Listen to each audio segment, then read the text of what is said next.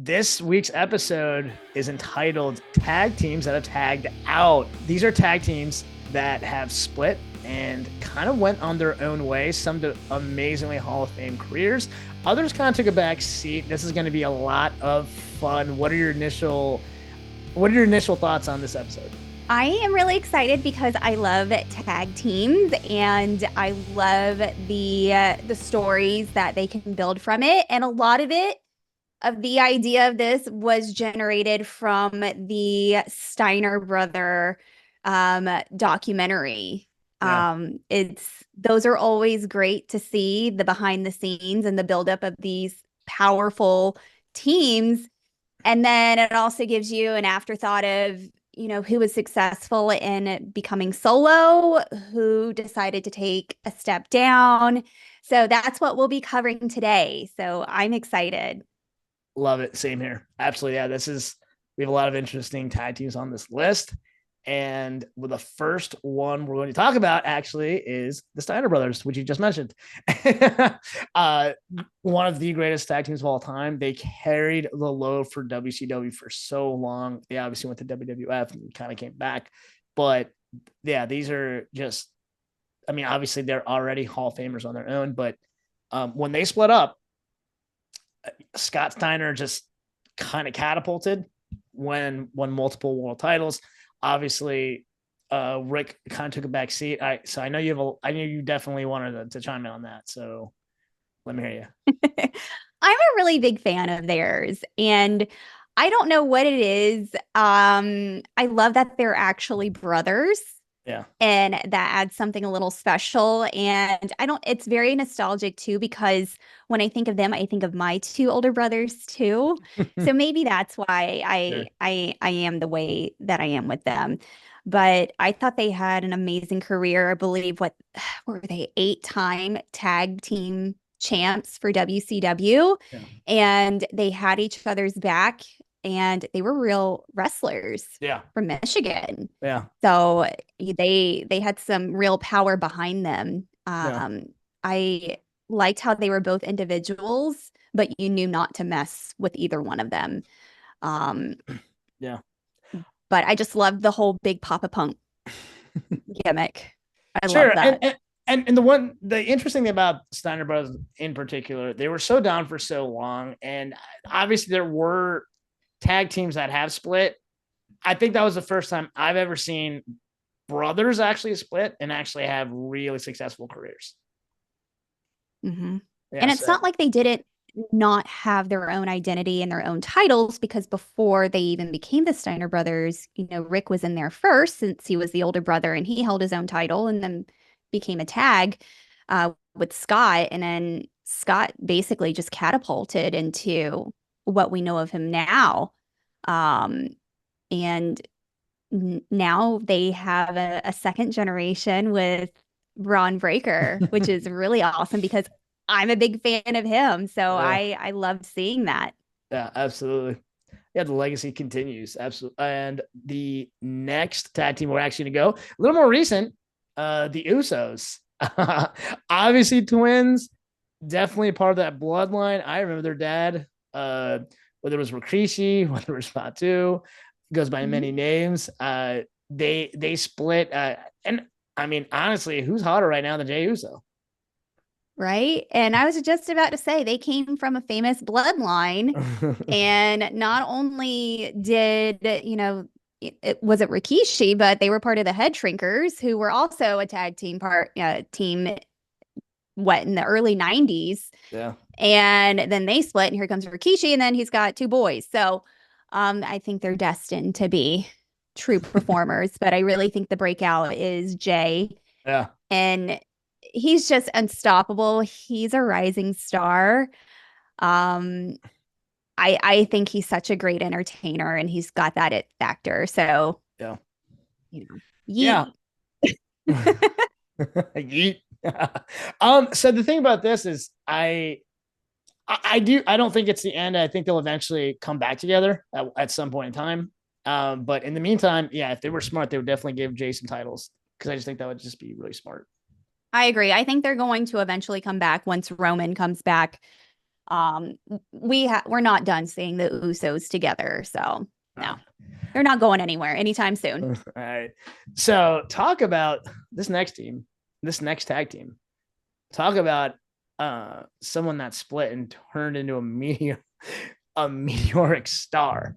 Hollywood Blondes. I did actually love them in WCW, even though they were heels, but I mean, I Oh would have yeah. never, ever in a million years that one would turn into who he did. So yeah, high flying Brian Pillman and Stone Cold Steve Austin, originally the Hollywood Blondes. It was a very funny gimmick. I know Stone Cold didn't like it, but this one is definitely I think a lot of people forgot that they were a tag team. Yeah, they won the titles back in 93 in Yeah. WCW. So and Steve Austin had hair. Yep, I remember. That was the one thing I remember. I was like, who is that handsome guy with, and then now I'm like, oh God, it's Stone Cold Steve Austin. Who would have thought, in not even 10 years, he would be the ultimate icon of wrestling. And it's crazy to see just the matter of a proper booking and a good push can do and some hard work. I mean, we already know who Stone Cold Steve Austin is. He Yeah. is, no words can describe him. He's amazing. He is just one of our favorites. He's going to be a Mount Rushmore for everybody. He's everything. Yeah. And that's not to say anything less to, Mr. Flying Brian Pillman. I really liked him as well. Oh.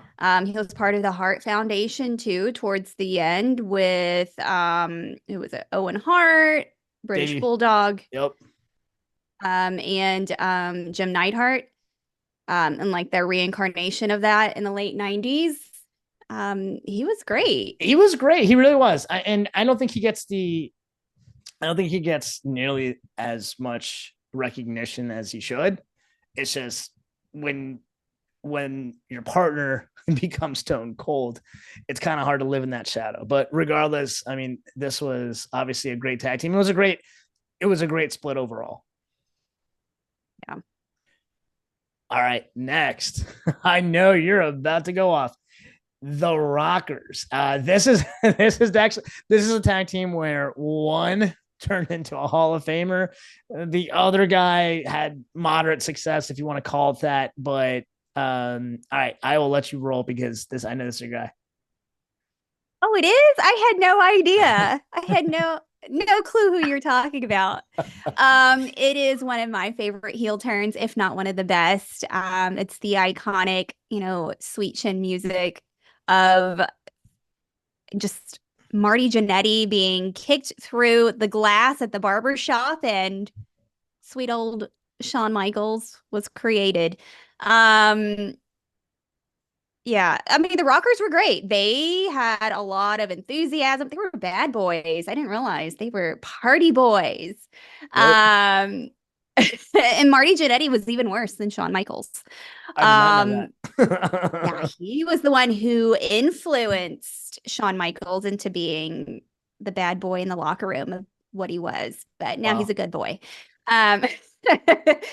But yeah, I mean, Shawn Michaels, I think he is meant to be, a solo performer. He is so great. I mean, just a phenomenon in the ring. And I mean, I can't say more. He's just like Stone Cold. Yeah, They're absolutely. truly the best and so charismatic, and I love them. Look at me. I'm speechless. I can't say more about my guy. Exactly. Well, I mean, look, and again, this is whether one guy kind of got left behind or not. I mean, this created one of the goat. I mean, the goat. I mean, Mr. WrestleMania. So, yeah, Mm-hmm. absolutely. All right, the next one again. This is another tag team split where one rose to the crop and became world champion multiple times. The other definitely took a back seat. This put probably the most this particular tag team like on our list will probably be the tag team where there was the biggest differentiator between the two guys, but Harlem Heat. And obviously Booker T went on to be Booker T. And just in the game for so long, Stevie Ray kind of took back. I don't know if there was a situation where Stevie Ray just kind of just didn't want to do it anymore or what the case was, but what do you have to say about that? I love Harlem Heat. I thought they were great for WCW, and they are also real life brothers. Yeah. And they were huge guys and very impactful. And I believe they were 10-time tag champs for WCW. And we all love Booker. Booker has that personality, and you can't go wrong with him. And I'm glad he did make the switch over to WWE when they did the buyout. I think that was one of the smartest things he could do because he ended up being his own superstar. And I mean, Stevie Ray, I think he did hold like the TV champ title. But you are right, he did, die down a little bit. And hopefully it was more of a personal choice just to, step down. But with Booker, I mean, he was what, King of the Ring in 06. He's a 6-time world champion, Keem Booker. And I love him, and I love what he did, like the smaller tags or the programs that he had with other wrestlers. It didn't last long enough, but what he did with Goldust, Yeah. comedic genius. Like that was the funniest thing. And then the grocery store match with Steve Austin. Yeah. I love it. No, absolutely. Yeah, for sure. And again, they were a phenomenal tag team, and one ended up becoming, Hall of Famer on his own. So this was absolutely, it set his career, and we still talk about Booker to this day. So, I mean, this is another tag team that when they split, there was still success. Yeah. So, all right. Next one, I said that was the biggest differentiator. Maybe it's actually the next tag team, the Hart Foundation, Jim the Anvil and Bret Hart. Funny enough, when they were a tag team, I specifically remember cheering them on when they won the titles. They beat Demolition back in the day, and I actually initially I never thought that they were one was significantly bigger or stronger or better than the other, but obviously Creative did. But obviously, yeah, Bret is one of the greatest technical wrestlers of all time. And I mean, he obviously turned to Bret Hart, winning all the world championships and just being recognized for who he is. But this is another tag team where, a split just elevated one of the best of all time. Yeah. And don't get me wrong, it's, the Hart Foundation, I love them. I think they are one of the greatest factions ever.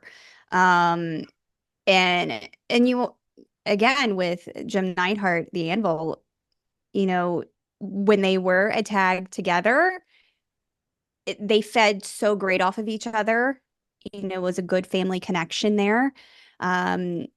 It I mean, that also just shows how great of a wrestler Bret is, and he still is when you watch all of his matches. Like whoever he's in the ring with, he's going to make them look great too. Oh, yeah. And so the same with Jim. So, but I mean, it's pretty obvious with Bret Hart when he, made the split. And I mean, I love Bret Hart. I Me had the too. biggest crush on him when I was little. And when I met him a couple of years ago, I was speechless Yeah. and fangirled over him. And he really is the best. He is a Oh, master technician in what he does. And I mean, you can't say more about him. I mean, he's held like every title. But Jim, he did do some other smaller promotions like Stampede Wrestling yeah, towards the end of his career. So it was just more of a smaller independent role. But sure. Bret obviously was the more successful and more iconic of the two. Yeah, absolutely. And again, this catapulted, one career. And again, Jim came back eventually, to be part of the new Hart Foundation. That instead of a tag team, they turned to a stable. So Mm-hmm. yeah, I mean, the successful all around for sure. All right, the Yeah. next one. This one is interesting. Two real life best friends for years and years and years. Obviously, one had more success than the other, but technically both of them won world titles. Just one had more world titles. All right, so this is Edge and Christian. Uh, Hey, those are our friends. Absolutely.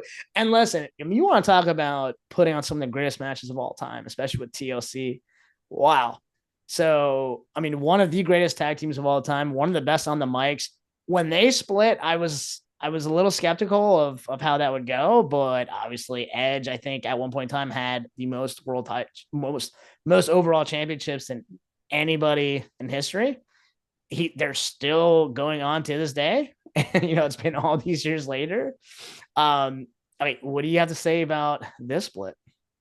I really like this one just because, like you said, they are childhood friends. So they grew up together. They've always been tag team partners. So they have that groove of working well with each other. They balance out each other's strengths and weaknesses. And, even when they were with the Brood, with Gangrel, um, they were awesome. Yeah. And the same thing when they split, I was like, are they going to have their own identity, or am I always just going to think of them two together just because they were, a great partnership?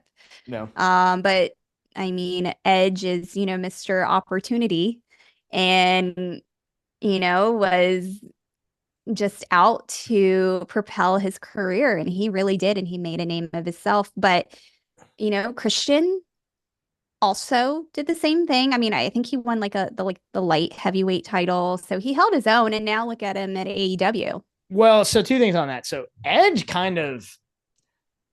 he kind of carried the company for a couple of years. Like, I mean, I know, like, remember with John Cena and stuff, like during that era, I want to say it was around like the 07 to probably like 2011 when he had to first retire. He was either the champion or chasing the title, one or the other. And he kept winning and losing. And, he fought the Undertaker in main events. And like, I mean, he was there. He cashed in against the other Undertaker. He was the first, I'm pretty sure he was the first ever Money in the Bank winner. So, yeah. Because that was like, that's how he became like the opportunist. Yeah, absolutely. So I remember, when Edge retired, the title was vacant, and that's how Christian won the title, only for 2 days, which that's another story for another day. But Christian was technically the world champion. So, I mean, this is, but I mean, regardless, both were phenomenal athletes and a great tag team. But as far as like putting on a match against whether it was with each other, which happened many times, or against other, guys, like they kind of held their own. And look at them now. They're back together. I mean, technically not together in AEW, but they are in the same promotion, which is always good to see. So, and they had their bit when Edge first crossed over, which was kind of heartbreaking, but they're both doing awesome. Oh, of course. Absolutely. Still rocking to this day. All right. This next one is, again, one of the greatest tag teams of all time. Speaking of TLC and just talk about high flying fun, the Hardy Boys. I have to start this off when they were the surprise tag team, like in the last added match of that 4-way in Orlando. I mean, talk about an explosion. That pop I rewatch over and over. Absolutely. I mean, hats off to the creative team. Hats off to them for doing that. But again, these are two former world champions, and they actually had a lot of success on their own. I want to say it was, I don't remember if it was Matt or Jeff, but one of them had a match with the Undertaker that surprised everybody in one of the PLEs years ago, because no one thought that, given their skill sets, that they could actually pull off that type of match. And they did, and it was phenomenal. Mm-hmm. Yeah. I think they are pioneers in tag teams. And I just remember them debuting, or was it just Jeff Hardy just debuting in an early Raw match?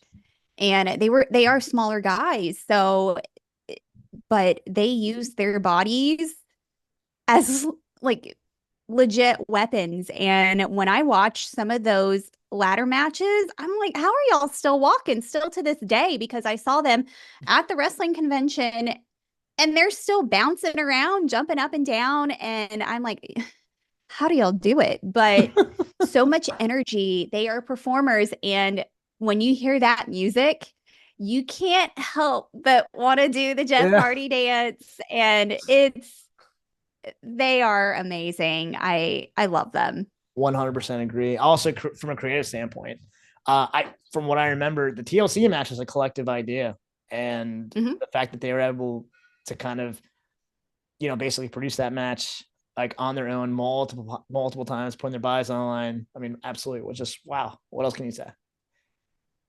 100%.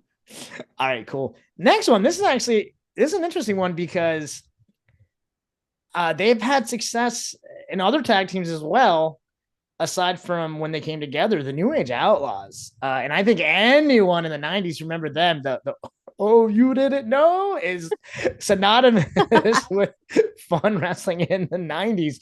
But the funny thing about this is I remember when Billy Gunn was part of the Smoking Guns, and I like that tag team, and they had a lot of With success. Bart Gunn. Oh, Yeah. yeah. Yeah. And then they split, and then funny enough, I don't know if you remember this, but I'm sure, well, obviously I know you do, but and I know a lot of some of the audience members do as well. But the Road Dog, he was the roadie for For Jeff Jarrett. yeah, and he was basically just a manager. He didn't really have much. So when they and I specifically remember what they did they actually did singles matches, and then one day it was on like a Shotgun Saturday Night or something. He asked him to be a tag team partner. He said yes. Next thing you know, they beat the Legion of Doom for the titles, and obviously joined DX, and just now a part of etched into history. And actually, they were put together because they were on the verge of being let go for their contracts because of their current gimmicks were not as successful as Vince thought they would be. So, and that was when I believe Billy Gunn was doing Rockabilly Rockabilly, I with remember that. Honky Tonk Man. And then with him being the roadie. And so I think they got together and I think that was like their last shot and it just worked. And you know how some people are better off as like solo performers, and I feel like both of them feed off so well because I feel that Road Dog is so good on the mic. He is so loud and so great on the spot. And I think Billy Gunn is a good body and he does really great work. And he's a strong, strong man. If you see him, ooh, he looks so great to be 60.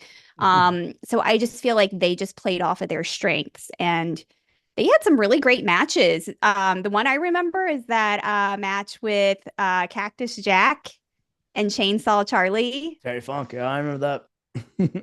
Yep. And then Oh, they threw him in the dumpster and took yep. him off the stage. And but yeah, I mean, they were a huge influence with, being part of DX. And hey, if you don't know their intro, then You want to we watch can't him? be friends. I like that even better. All right, for sure. All right, last one. Definitely not least. Our boy Ron Simmons and Justin Hawk Bradshaw, APA. This one, this one's definitely interesting. And I want to say why is because, so talking about two different success stories. Obviously, Ron Simmons won the world title at WCW. He came in over as Farouk, did the nation, didn't work. I don't know how creative put him with Justin Hawk Bradshaw, who again had many gimmicks before, but nothing actually worked. But how they just sort of threw them together. I mean, I know it was part of the faction for, well, originally they were the Acolytes. I remember that. And Yeah. then they realized it didn't work, and then they turned to APA, and it just worked. And I didn't expect that at all. I just remember on Raw, they would be sitting in an empty like space with a door that said APA security. And Yep. behind, you'd have to knock on the door, and then they were playing cards and drinking whiskey, Yep. smoking cigars.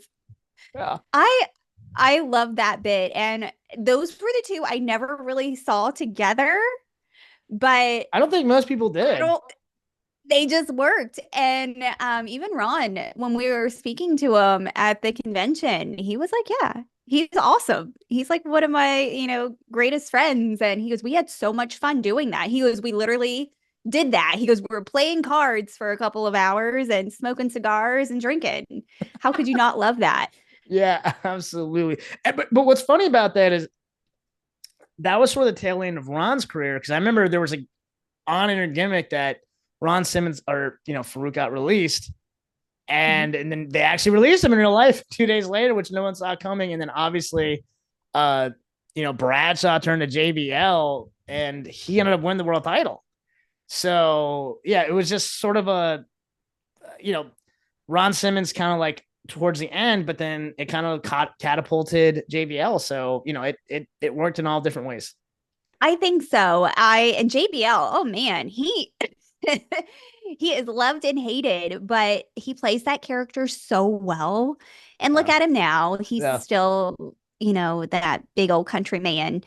And even too, I remember Ron's other tag team, Doom, with Butch Reed. Oh yeah.